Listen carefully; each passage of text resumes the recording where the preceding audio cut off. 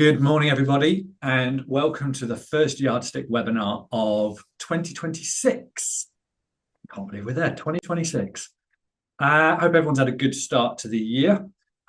Year's about to get even better because we have a fabulous guest today. Heather Elkington is our first webinar guest of 2026. Heather, welcome. Thank you for being with us today. Hey, everyone. It's an honor. And Heather is a leadership expert, an author and trainer, and founder of Fresh Leadership World, which Heather will tell you more about in a bit.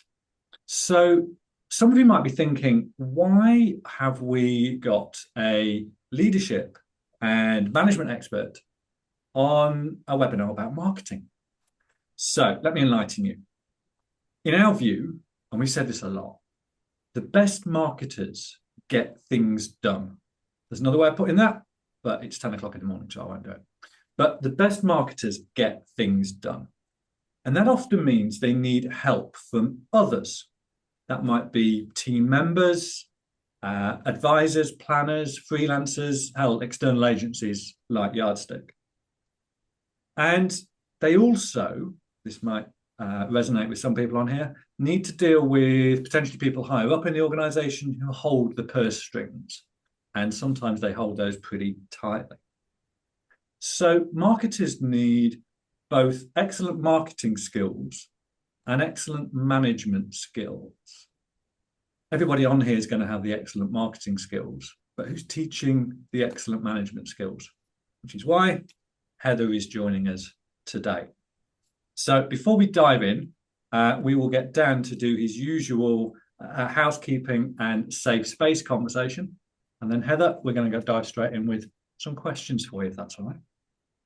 Sure, thanks, Will. So yeah, let's do some housekeeping. So what do we all need to know for today's session? Well, first of all, looking at a few of the names in the attendees list, we've got a number of fresh faces in the crowd.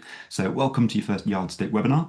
And of course, the familiar faces among you will know that we encourage as many questions and comments as possible. So get stuck in, absolutely do. Phil's going to lead with his own questions today, but I'll be picking up plenty of your questions to ask Heather. And of course, our usual safe space rules apply. So challenge us, agree with us, tell us that we're speaking nonsense or completely the opposite. Really do get stuck in. And you can do that by using the Q&A box or the chat function. So I'll be monitoring both today, and I'll read some of the things out at regular intervals. And of course, depending on where we end up in 60 minutes time, we'll sweep up as many as we can before we have to wave goodbye. And to assist that effort, our head of client engagement, Abby, will be answering a few of the questions directly in the chat and providing links to any resources we mention during the session. And of course, one of the questions we always get is, are you recording this and can I watch it after? And the answer to that is yes and yes. So we'll get a recording of the session plus any show notes we've got, and those will arrive in your inbox later today. So I think that's it for housekeeping. So over to Phil and Heather to get the session started. Thanks, Dan. I'm going to take the screen share off so everybody can see us. Right, Heather, I want to start, if that's okay, by talking about the challenges of managing different types of people. Mm-hmm. So from a marketing perspective, a lot of the people on this call, whether they are marketing managers, execs, etc., I think need to probably manage three distinct groups of people. Direct reports, financial advisors in their business, but who they don't have direct authority over, if I can put it like that, and then freelancers and agencies. Let's talk a bit about the different approaches someone should take to managing those three groups, if that's okay, and why one size fits all doesn't work. Yeah. I always think, I guess, to go back a step, I want to talk about the internal team first. So because having like direct reports in one box doesn't even quite cut it, because I used to manage 5 different teams, and inside those teams we had a marketing team, but we also had a dev team. Now, developers are just stereotypically, notoriously, don't want to paint them all with the same brush, but generally quite introverted, less willing to get involved with things like marketing, which we can talk about in a sec, about how to get those people involved. But you tend to have, even your direct reports, you tend to have different types of people, different personalities. And I just like to take a step back, because before I even look at things like, how to have different approaches to managing different people, I really think it's important that we all figure out what we value as managers. So as a human being moving through life who manages people directly or indirectly, what do we manage? Now, for me, that is things like really clear communication. I value really overly clear communication. I actually had a call with one of my team members yesterday where I was trying to explain to her how I would prefer everyone to over communicate if possible. And what I mean by that is like, tell me, if you're posting something at a certain time and you need me to be in a place at a time, just tell me, like constantly communicate, even small changes. And it's sometimes a benefit, it's sometimes annoying to people. I just have that as a preference. And I've had conversations with people in the past where I'm like, if you don't want to tell me things throughout the day or throughout day to day, like give me a report at the end of the week, say this is what I've smashed this week, this is what I've moved forward, and this is where I've got blockers.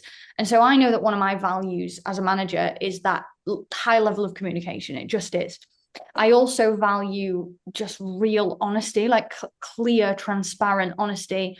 I really hate people holding back. Like I can take feedback. I can take, you can have difficult conversations with me. And so I know that I have a value that's like honesty saves everyone's time. Just be honest. We can all take it. We're human beings. And if someone doesn't like something you've got to say, that generally is more on them and there's more work to be done. So all of that to say, before I even look at like managing different groups of people, just really come back to yourself and think, and even if you're not in a direct leadership position, I would do this anyway. Like, what do I value? Who do I want to show up as? What values do I want to show up with day to day? Then when we can put that on top of sort of these different professionals, I would say, I don't want to use like a one size fits all, but just be very confident in that that's how I'm going to manage everyone. And when a freelancer comes into your remit, you're working with them, maybe other departments of the business are working with them, just communicate those things with them clearly up front and say, look, this is how I love to work. I know that you will have your ways of working too. Let's talk about them. Like, tell me them up front. What do you know what? I remember saying this to a freelance dev once, and I was like, what is something that businesses do that really annoys you? Like, really, I said, Phil, you were really nice with your language earlier. I'm not very good with holding back swear words. So I was like, what's something that businesses do that really pisses you off? Because tell me, because I cannot do it. I can work with you so that we can work better together. And I would say, like, before you go into those, what are the methods to working with freelancers? What are the methods to working with, managing up, managing to the side, managing people in your team? Just really come back to yourself and think, what are these things that I value? How do I communicate those with people clearly? And likewise, get them to communicate their preferences and stuff back with me. And I think when you have that really clear understanding of your values, and they will shape and change over time, you'll realize new things. When you have that really clear understanding, it starts to make problems and decisions feel easier, because in moments of like real, I guess, frustration, if you're starting to get frustrated with a team member or a freelancer or whatever, you come back to these values and you go, which value has been shaken? What thing has happened that has shook one of my values? Maybe it's that the communication's dropped. Maybe it's that we haven't spoke for 3 days and then they've sent me this piece of work. It's not right. Now they're telling me I can't have any more edits and I'm struggling because I needed to know earlier. And maybe it's that. So then when you go into that conversation, to say, look, I'm just struggling a bit because I need more communication. Is this something that we can do? Do we need to look at how we work together, instead of just it ending in an argument of you're right and I'm right and you're wrong? So that's how I always answer the question of what are the different approaches to working with different people. I just come back to myself and think I need to find what I value as a leader and make sure everyone's really aware of that. Because I do think at the end of the day, we're all human beings, all of us have egos, all of us like think we're right about everything, all of us have like certain opinions and emotional complexity and different like upbringings and traumas we bring into the workplace with us, and all of us are just trying to get by and do our best. And I think when we don't know those values, that's when like arguments can begin, pettiness can start, like it can just perpetuate and get worse and worse because we don't know what value has been violated. And when we do know that, it's so much easier to broach a really great conversation with someone. And something that I love to say, I guess it's a good time to bring it up here, is I have this kind of like hack at the beginning of a conversation that helps any difficult conversation feel a little bit simpler for both parties. And that's to say, if I've got to broach something difficult, and it can be with a freelancer, anyone, senior, anyone, I will say, I need you to know before I tell you this or before we go into this, that this is not me versus you, it's us versus the problem. And I'll say that really clearly to just like outline this, I guess, foundation to say it's so easy for us human beings to someone say something to us and immediately we get our heckles up and we're like, what, I'm right. This is my opinion. And immediately we want to fight to protect this big juicy ego that we've got. But if you say something like that, it just immediately helps to lower all of that and go, look, I'm not coming at you. I'm coming at the problem. And we both need to figure out how to fix this together. So that was a big old way of saying I do sometimes believe in the one size fits all approach, but only if you're so clear on what those values are and you're not just operating from a place of defensiveness. I love that. Harry in the chats just said, on a side, my partner and I use that tactic. Exactly same. These kind of conversations, they extend much further than work, friends, family. And I think when you start to realize, there's a really great book that I recommend to everyone. It's called Ego is the Enemy by Ryan Holiday. And he goes into lots of like Stoic philosophy about essentially human beings. We're all just dictated by our ego. Every day, every decision, every conversation is just our ego trying to find ways to make us look good, put us at the front, make us seem right.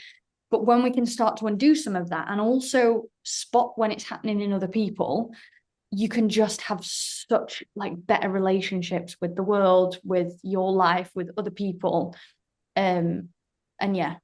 Definitely with partners as well. Thanks, Heather. I think that line, I think Dan might have clocked this. Honesty saves everyone time.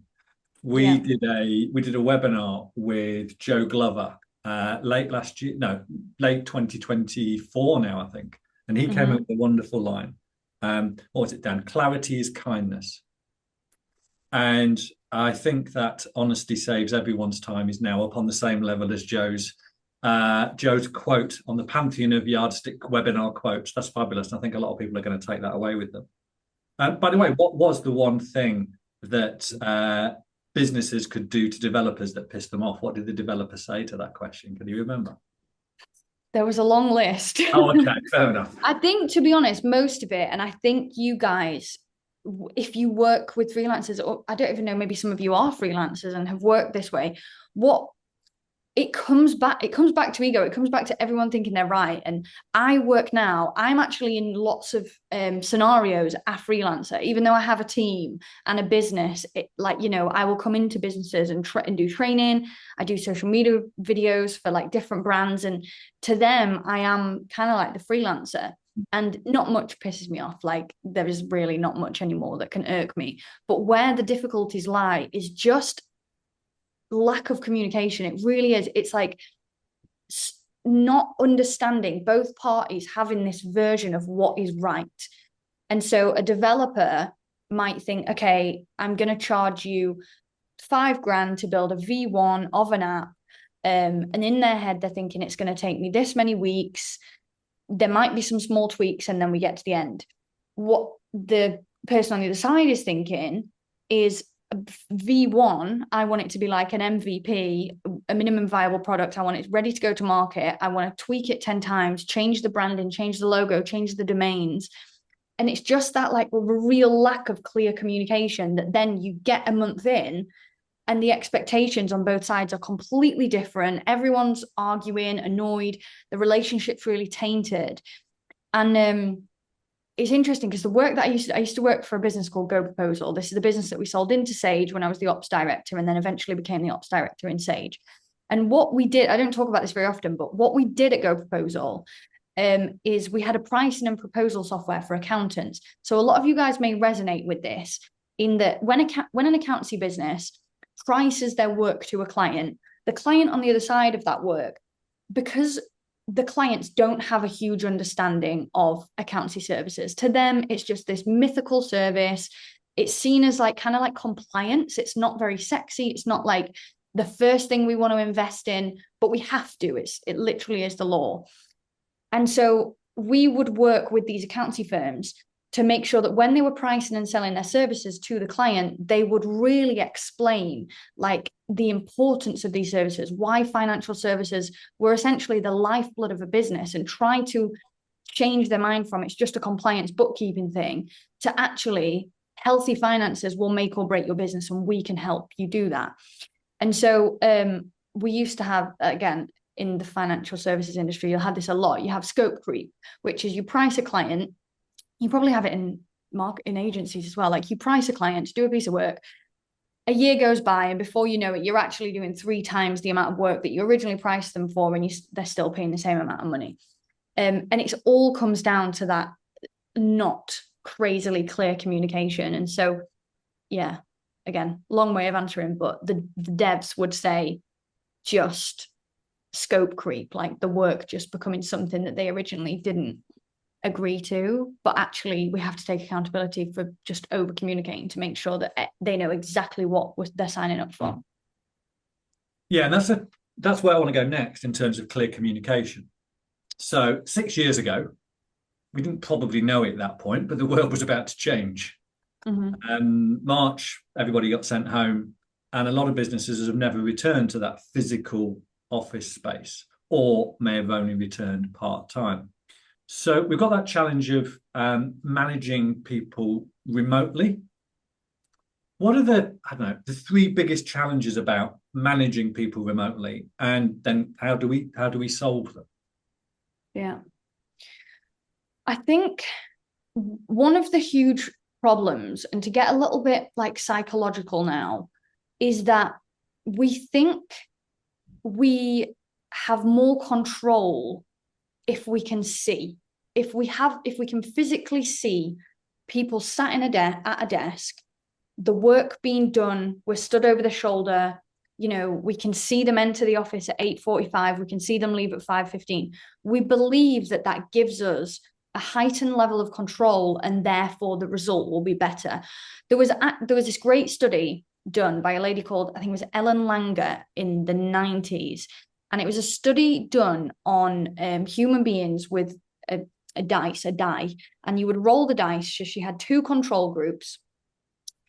And she said to each group, what do you think your chances are of rolling at some point 2 6s? And she would say that to both groups. But the difference between these 2 control groups was that one group rolled the dice themselves, so they had control over rolling the dice. The other group, someone else rolled the dice for them. So in reality, there's absolutely no change in the probability of who's going to get a double 6. But the people who had control over rolling their own dice voted higher, said, actually, I've got a higher chance, I've got more confidence that I'm going to roll a double 6 than someone else is going to roll a double 6 for me. And what she talks about in this study is she calls it the illusion of control. We all think that if we have control over something, even if the scientific probability doesn't change, we think that we can have a better outcome if we control it. And when I read about that, it really helped for me to explain this, like why we think people will work better in an office when we know all the stats, show us that people actually get more done. I remember working in an office, for the first 7 years of my career, it was office 5 days a week. No questions. Like working from home, you were seen as lazy. You just wouldn't do it. We actually could work from home, but no one did because you thought it looked really bad.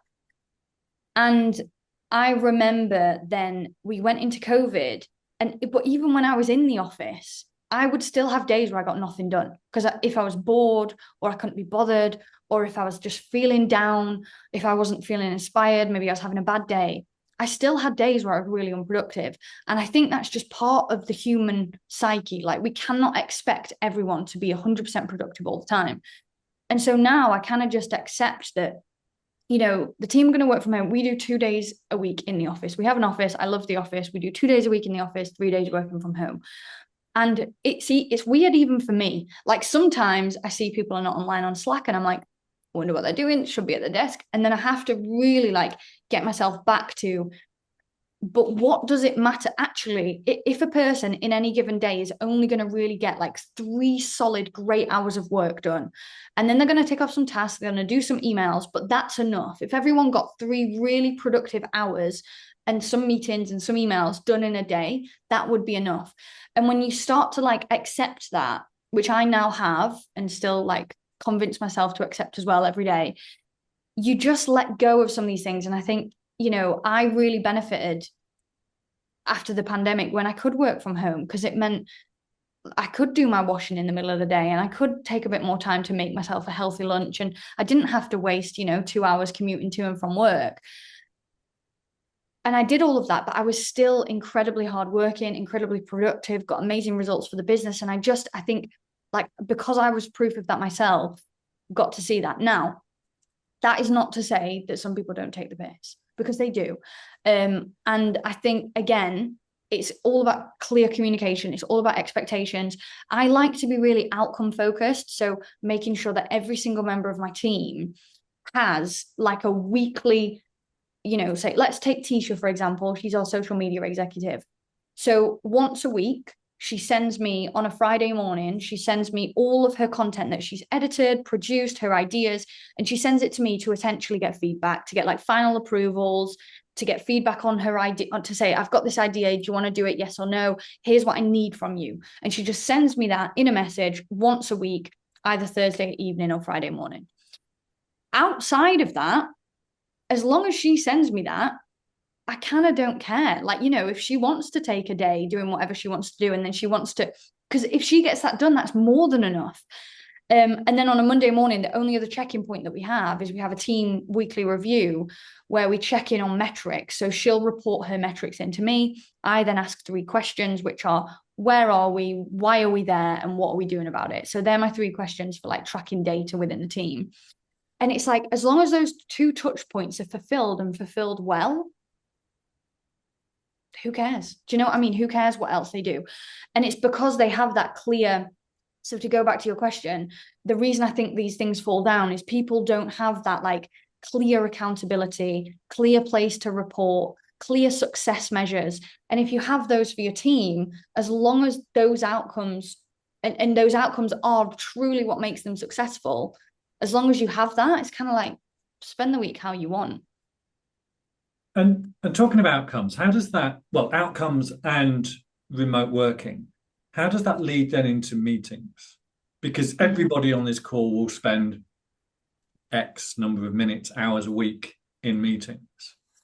How do you run really effective meetings like this?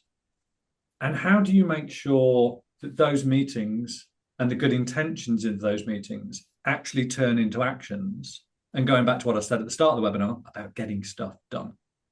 Yeah. So I guess the first step with this is to really move from being I'm just going to make this term up now, but being like an unconscious meeting acceptor and attender. So someone who just, you turn up, you say yes, you're just constantly like in the washy flow of coming to the meeting, and snap yourself into like an intentional time spender. And so, you know, this is what I like to think. Every time I get a request for my time, whether it's a meeting, a webinar, it's a, you know, a catch up, an intro, whatever it is, instead of just, you know, going, yeah, cool, yeah, and just really unintentionally saying yes to everything, just put it through a filter of, is this truly worth my time? Is this worth, you know, is it valuable to me? Is it valuable to the business? And if the answer is no, and be really honest with yourself, if the answer is no, say no, push back. Something that's really important to note here is that I learned this the hard way. People respect you so much more when you say no, when you respect your own time and your own boundaries, because there's nothing worse than being the person inside a business. And I say I've learned this hard way because I was this person who, and when you're in corporate, especially like when I was in Sage, because there's so many meetings, just so many, and you may have this inside any business that you work in. When you become the person who's just a yes person, yes, I'll go to that meeting. Yes, I'll do this. Yes, I'll do that task. Yes, I'll get it in for tomorrow. You're essentially saying over and over again, my time isn't valuable. Take it. I'll come to whatever you tell me to come to. And even when you push back on those things, even when it's to your seniors, they will ultimately respect you more. It has to be done properly with good communication to explain like the goals and why it's important, etc.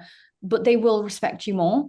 And so just become someone who only says yes to meetings intentionally. And then when you do, I guess like if you do that, honestly, you'll filter out like 50 to 75%, I would say, of the crap anyway.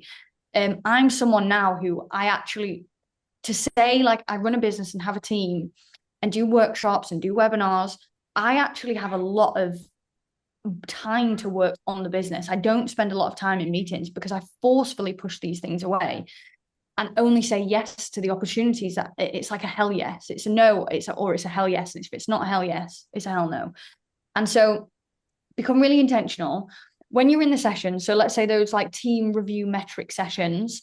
I guess a tip, I've kind of already touched on it, but as the manager, as the person in that meeting, so you get your team to report into you. So as the manager, you shouldn't be bringing the data. Your team should be bringing the data to you. That's what direct report means. They report into you. So you kind of define what it is you want to see. Your team reports the data into you. So every week I show up, the data's there waiting, ready for me to look at. Sometimes I look at it before, sometimes I just look at it when I get into the session. And then the 3 questions that I ask, and side note is you should ask more than you speak, a lot more in these sessions. As a manager, I try to speak very rarely in those review meetings. I just ask questions. The questions that I ask are, why are we here? Sorry, what's the data is the first question. And that's literally just them talking through the numbers, getting a bit passionate about like, why the number is what it is, how they found it, etc. Next is, why are we there? So this is just the reasons. Give me the reasons. This is where you might bring in, the economy, or we tried this thing, or another client did this, or it didn't quite work, etc. So you can just get blamey, whatever you want. What's the reason? Then the next bit is the accountability. And this is the really important part that most managers, team leaders miss, is the question, what are we doing about it? So, you miss a target. Okay, what are we doing about it? You exceed a target. What are we doing about it? How are we going to make sure that we do more of this? How are we going to continue this upward trend?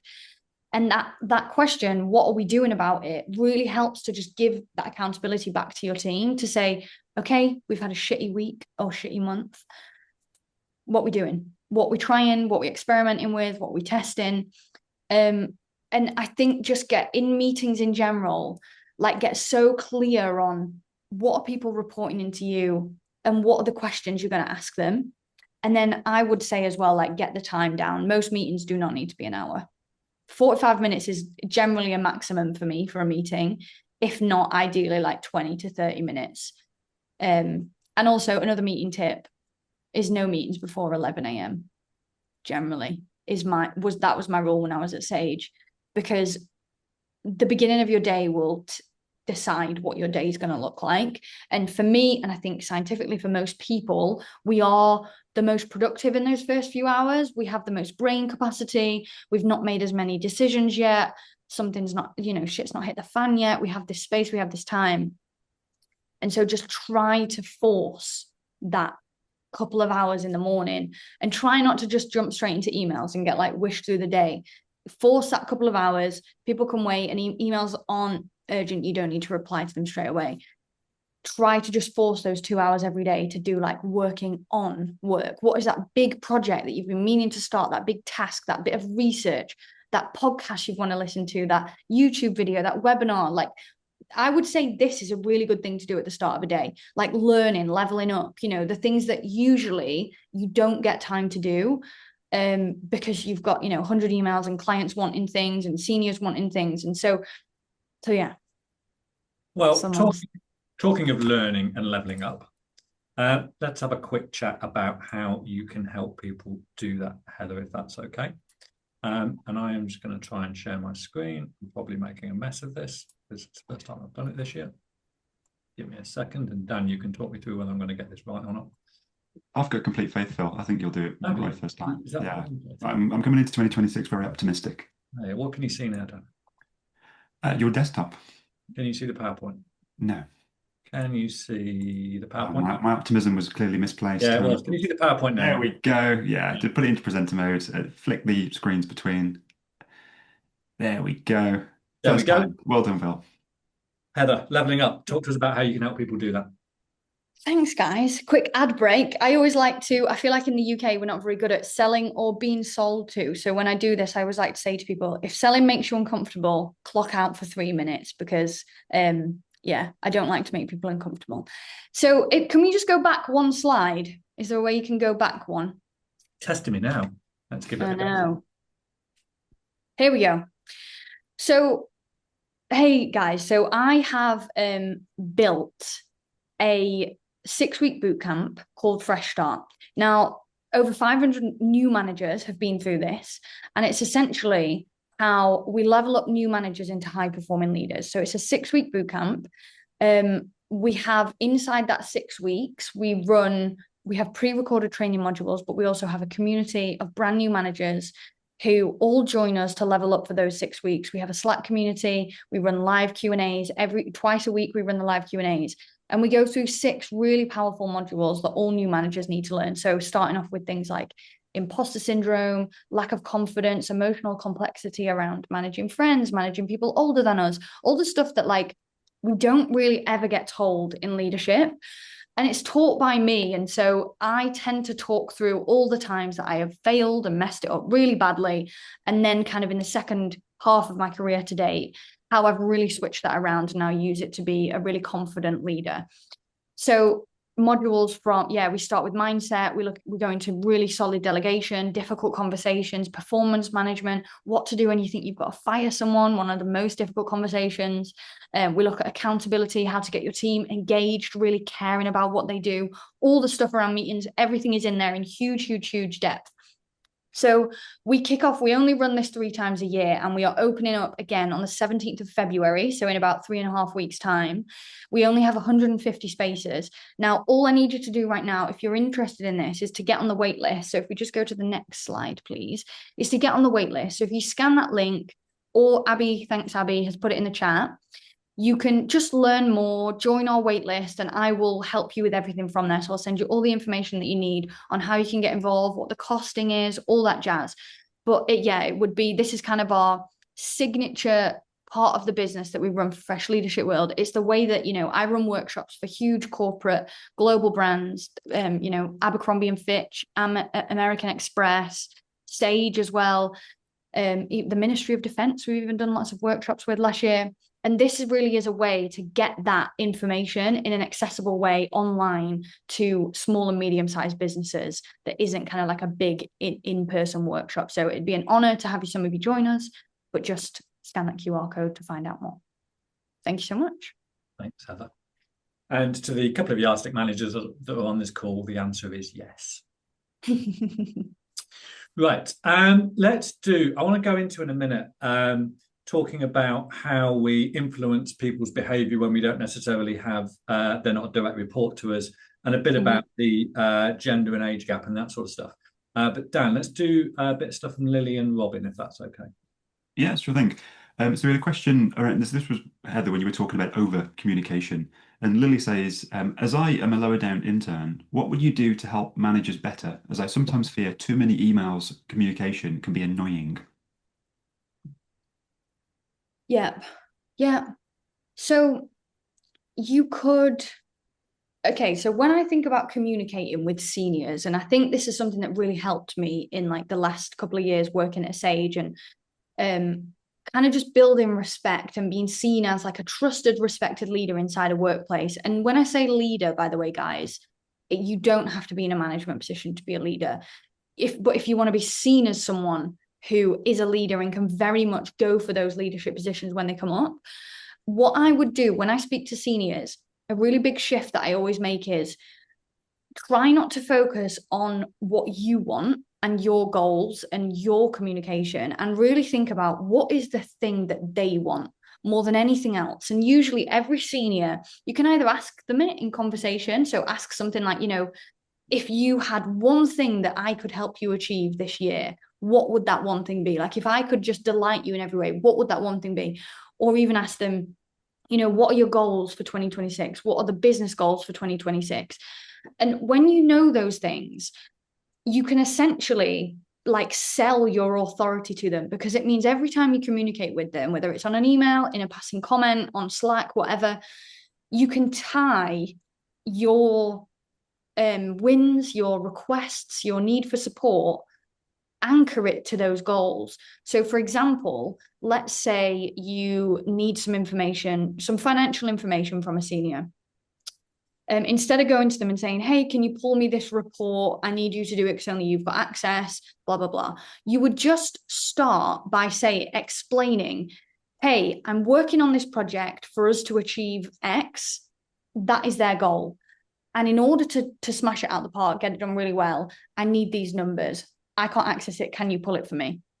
And just by connecting it, it feels so small. It feels like such a small change. But just by connecting it to those goals, you do a few things. Firstly, you get them listening. So you get them more likely to listen and care about what you've got to say. Secondly, you show them over and over again that you care about what they care about. They know that you're business orientated. They know you're thinking about the business outcomes and not just, can you pull me this report to do this thing? They know that you have got your eyes on the prize in the same way that they have. So that's a shift that I made a good few years ago that I think really helped level me up in terms of respect. What I would say in terms of like, if you say you've got like 5 things you need from them, write a bit of a list. So instead of just like firing it all off to them as it comes to your head, write a bit of a list. So I used to have the founder of Go Proposal was someone who he didn't come in very often. He was based in Doncaster. I was in Manchester with the team, like running the team inside the office. And he didn't come in very often. And he probably came in maybe once a month, sometimes even less. And I would only catch him on the phone maybe like a couple of times a week. So I had to get into a really good habit of like, and he wasn't on Slack. He didn't do that. It wasn't on Slack. It was barely on emails. Was very visionary, incredible guy, but hard to pin down and get information off. So I had to get into a really good habit of just every time I needed something off him, I would just write it on a list so that the next time I got him on a phone, the next time I was with him, I was like, right, sit down. I need to ask you these 6 questions. I just need your information. I need your vision. I need your thoughts. I need your answers. And I got into a really good habit of it. And so then when I moved into Sage and had some different bosses, all who were equally as great, it meant that instead of just kind of pinging these things off all the time and sort of seeming as though I wasn't in control of my own communication, I would just either say if we have like a weekly one-on-one, not many people do, but like a fortnightly one-on-one or a monthly one-on-one, or just a list that I could, say to my boss, can I grab you for 20 minutes at some point this week? So I've got a list of questions. I'll be quick. It helps me achieve X, Y, and Z. And again, it just shows them you respect their time. You respect your own time. You are thinking strategically. You're not just firing things off. You're not kind of coming across as someone who is almost, I would say it's a bit of like emotional unintelligence, and just go, can you give me this? Can you send me this? Can you send me this? So as an intern, they're the things that I would be thinking about if you were more junior, like just strategically how we speak to people. A bit of advice I got a long, long time ago that has never left my brain was sell or be sold to. So we're always either selling or being sold to. And when I think about communicating with anyone, especially seniors, I'm always selling myself. Think you're always selling you. And when you get that in your head and you just rethink those Slack messages, rethink those emails and think, am I selling myself well here? Or am I selling myself as someone who is just reactive, not in control, yeah. And so just think about that. Every bit of communication is like a knock of trust or distrust, and really just focus on it. Nice. Where I want to go next is more about influence than management. So there are a bunch of people on this call. Some of them are business owners, some of them marketing execs, some of them marketing managers. And to achieve their objectives, they need other people, financial advisors and planners in their businesses, to do certain things on a regular basis. For example, and people who are on the call here know that I bang on about these things all the time, but things like recording new inquiries that come into a business, asking clients for reviews on Google and vouched for. The business owner, marketing exec, the marketing manager can't do that, but they've got to influence advisors to get them to do it. What are your tips for getting people to be able to influence advisors in this case where they don't directly manage them? And also, my sub question there, how do you get them to do it when there's maybe an age gap or a gender gap as well? And this comes back to maybe Lily's question. Yeah. So it kind of is going to be a similar answer to the one that I just gave, but there's a lot of you on this, have you heard of Simon Sinek? Really great leadership thinker, organizational culture thinker. So Simon Sinek really propelled into, I guess, fame, like organizational fame, with his TED talk he did about 15 years ago called Start With Why. It's still up on YouTube now. It's an incredible talk. I think it's the second most watched TED talk of all time. It's awesome. I would highly recommend you go watch it. And he talks about how in order to get people bought into your ideas, we tend to just, again, it goes back to that communication of kind of explaining the purpose and the goal at the beginning. Most of us think that just by asking, we shall receive, we deserve to receive. So for example, in your case, can you get a testimonial from this client? We think that that's enough for the person on the other end to go, yeah, leave it with me, I'll go get it. The breakdown there in communication is that if that person we've asked to get the testimonial, the advisor, isn't rewarded or measured or cares in any way about these testimonials, why would they? The truth is, why would they? Why would they? Unless they, find it in the goodness of their heart, why would they? And so it's then our job to, again, kind of sell the why to them. And a really easy, at its core, its simplest version is starting with why. So starting your communication with why something's important. And I use this a lot we do this in Fresh Start. I teach everyone this in Fresh Start with delegation. It's kind of a way of delegation in that you have to start with the purpose. If you try to delegate a task to someone and you just say, can you run me this report by Friday? Don't get me wrong. If they're your direct report, they probably will run the report by Friday. But what you do is you miss out on a massive opportunity for them to use their expertise, use their skills, get passionate about this thing, because you haven't explained to them the purpose. So if instead of, can you run this report by Friday, you say, we are running a project where we want to find out, who our most influential clients are across the world, because we want to send them some PR boxes. We want to really impress them, get them excited so that they come back, they're repeat customers, and then they advocate for us. In order to do that, I need this data. Can you run me this report? And if so, when do you think you can get it to me? Yes, it takes a minute longer, but the results you will get from something like that, and part of it is just because you aren't insulting their intelligence, like you're bringing them in. I think a lot of us as managers, and again, it's ego, we think that, I don't know why, but we think that people are stupid. We think that people don't know that they don't already know, like, that a business is doing well or a business is failing, and we hide things from them. And it's like, don't insult people's intelligence like that. Be transparent, tell them as much as you can about the thing, and therefore they have all the information at hand, because they might actually go, do you know what you need? You don't need that report. That'll help. But actually, I've got a piece of software where we track this already, and I can get you a heat map and I can get you their addresses. If you've just said, can you pull me this report by Friday? You're going to miss out on all that expertise and opportunity. And so when it comes to influence and trying to get people to do things that is kind of outside of their remit, you have to start with why. You have to communicate the purpose. It's kind of how inspiration works, like inspiring someone. and again, we go into this in Fresh Stocks, it's a really powerful management technique. Inspiring someone is science. We all think that to be inspiring, you have to have this like bubbly personality, be super confident, be on a stage, motivational, have this crazy story to tell. But inspiration is just, we feel inspired when we feel connected to something bigger than us. So we're connected to, like, whether it's a mission or a journey or whatever, that's far bigger than the normal four walls that we sit in. And we're like, oh my God, I'm a part of something amazing. I'm a part of something big, and I can do this and I can go. And so as managers, even if we don't feel super confident and excitable, and we don't feel as though we're that like inspiring archetype, you can still spark inspiration in people by just connecting what they're doing to something bigger. And if all you're doing is saying, can you run me this report? Can you get me a testimonial? Can you get me a review? You're not inspiring anyone. If you take a bit of extra time to really like, explain the transparency, the feeling, the method behind something, why it's so important, how they can get involved, why them doing it is, such an important part of the business, what it brings to the business.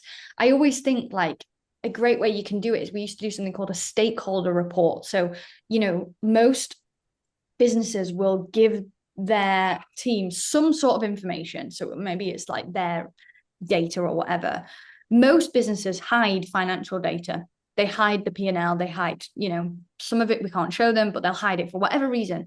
Maybe they're embarrassed to show their team the business, the profits, or embarrassed to show how much they've spent on something or how much they spend on salaries, whatever. Honestly, your team kind of already know. Like, they don't know what the lines are in the P&L, of course, but they already know if the business is doing really well. Like, if you're, so don't insult them, just show them, tell them, get them excited.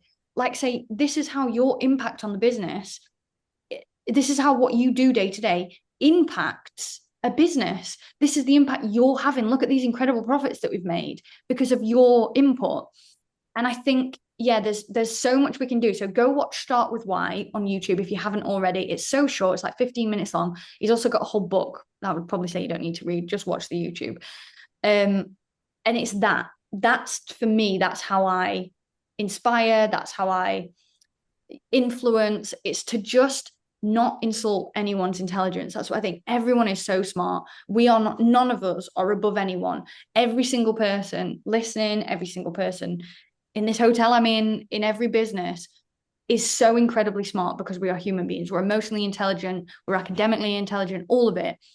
And just bring that out of people, like show them that they are connected to something bigger. And I think so many managers fail because they're so focused on this ego of, I have to be the best, I have to know the answers, I have to, be the one talking the most and giving all the, I don't know, whatever, answering all the questions, when it's the opposite. It's like, you become a leader when you can spark inspiration in someone else, when you can say, actually, you're intelligent, you are clever, you are exceptional, and I just want to show you that. I just want you to know that. And therefore, we need to do these things, and you're the right person to do it. Yeah, we're all trying to get better at prompting AI. It sounds as though we need to get better at prompting humans and explaining why we do things. Yeah. For sure. I'm really keen that everyone gets their questions answered today. So if anybody's got any questions, pop them in the chat. Dan, you've got 3 that came in before the session today. So can you go to those, Dan? And then if anybody's got any other questions they want Heather to answer in the last 11 minutes that we've got, then I promise I'll be more succinct. I'll answer fast. We're good. Yeah, I mean, the first one was answered with Lily's question. So let's go to this one. So Heather, what's your approach when a senior stakeholder fundamentally disagrees with your marketing direction? How do you push back without alienating them?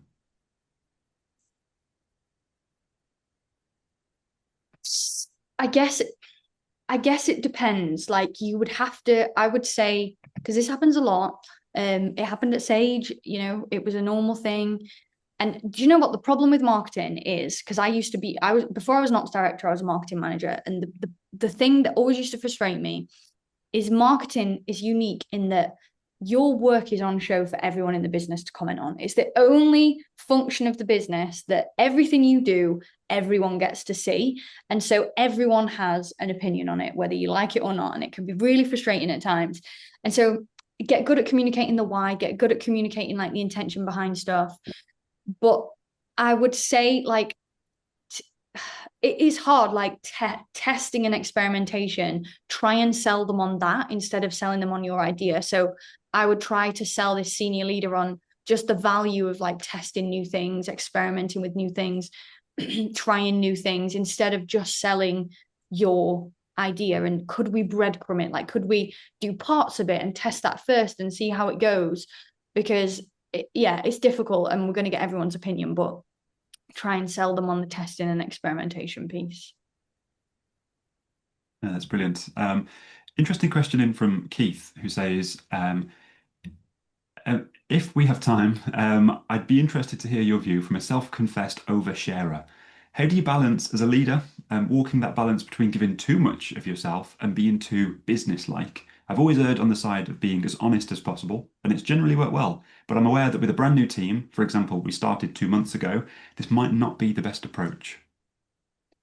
Keith, I've made my entire career off being an oversharer. There is not much that I wish I had a good answer for you, but honestly, I have always been the person in the office. And don't get me wrong, there has to be a layer of like emotional intelligence. So I'm not necessarily gonna bring my problems to people or like sometimes I get too overexcited and I try and screen that a bit. But I am just an oversharer by nature. And I always think that it was one of the gifts I think that I was, whether it was born with it or my parents gave me, was that I have no problem being authentic. I have no problem being embarrassed. I have no problem being, ashamed. I'm not ashamed of many things. And I think like that sort of not being ashamed of just like looking a bit silly and sharing things about myself, it really did actually get me far. And now in the line of work that I do now, most of the time people book me in to do training consultancy because of that trait. Because I literally had a call with the team at Aviva this morning, obviously huge organization. And the guy who was bringing me in said, the reason we really like you is because every other leadership training we've ever had is just really boring and theoretical. And yours isn't. It's really energetic and a bit silly and fun. And like, that's how you get people engaged and bring them on the journey. And the reason that and it's just because I share my story, I share myself, I share my mistakes, and that's how other people learn from me. And so I think the barrier you have to put up is just that level of emotional intelligence. And emotional intelligence, again, is just a skill. It just means being aware of your emotions and knowing how to regulate them, essentially, so that if you get angry or excited or sad or whatever, you're not just kind of spewing them all over people. So learn that skill of emotional intelligence to know when not to kind of harm others with our emotions. Other than that, I don't hold much back. So I'm probably the wrong person to ask if you want to not be an oversharer. And I mean, Tina's comment saying that they're reframing oversharing as authenticity is probably quite apt, isn't it? There we go. So we'll go for one last question. And this is a question that we were asked before the session. It was sent in previously, but it also covers Harry's question that they've just asked. And this is, how do you persuade more seasoned financial advisors to engage with marketing when they don't think it necessary? You know what? A hard truth that I had to learn is, I'm guessing you're kind of talking about people inside the business who like marketing in the sense of, getting involved in videos or campaigns or whatever. It isn't natural. They don't want to get involved. It's not natural to them. I spent a long time getting frustrated at people not wanting to get involved. And in the end, the conclusion that I came to was I just have to accept that some people aren't going to get involved and stop trying to like die on a hill that I'm never going to win the battle of. And so what I ended up doing when I was in that position, because again, it was kind of like the devs, they didn't want to get involved. We had certain people who've been in the business a long time who didn't want to get involved. They felt like it was just not important for them.